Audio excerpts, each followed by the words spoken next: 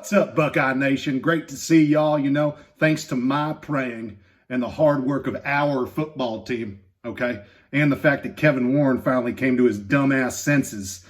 Buckeye football is back, baby. Let's go. Anyway, seriously, Kevy Dubs is going to let his son play in the sucky SEC. Honestly, if Bama and Clemson were playing outside my front window on my front lawn, first of all, I'd tell them to sit down and shut up. And second of all, I wouldn't even raise a shade. I wouldn't even watch them. Not worth my time.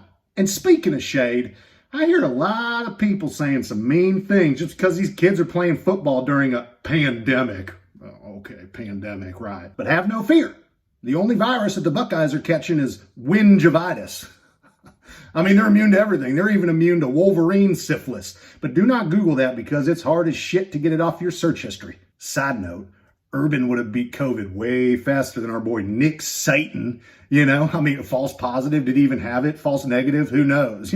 Urban's never had a false or negative thing about him ever in his life.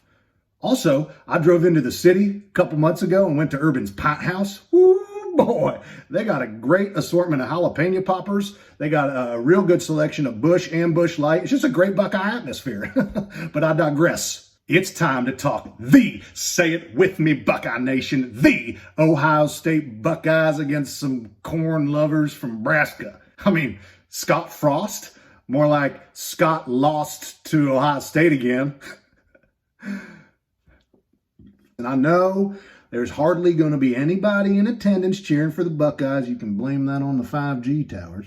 I've been hearing a lot of people talk about, well, can they make the playoffs with only playing 6 or 7 games? You're damn right we can. Try telling Wyatt Davis he ain't good enough. His daddy's Alvin Mack from the program, okay? Those two together could beat Alabama, or at least Alabama State. Plus, a team from the NFC East is going to make it in, so isn't every team a playoff team?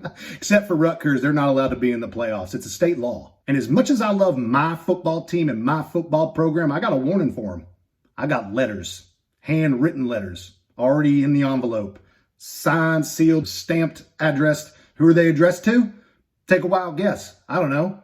The coach's parents. Because if we start messing up, I'm sending those letters. Okay? Because it's the coach's fault when the players mess up. Okay? They need to be able to coach the players better. I'll yell at an 80-year-old. Ask me. See if I care. Here's a hint. I don't. So, to the coaches who will absolutely, definitely see this video, y'all better bring it. Or else your creators are going to get a real mean handwritten letter from yours truly. So I'll see y'all next week when I break down this Nebraska game and preview the game with the Titney Lions. I said tit. Michigan sucks!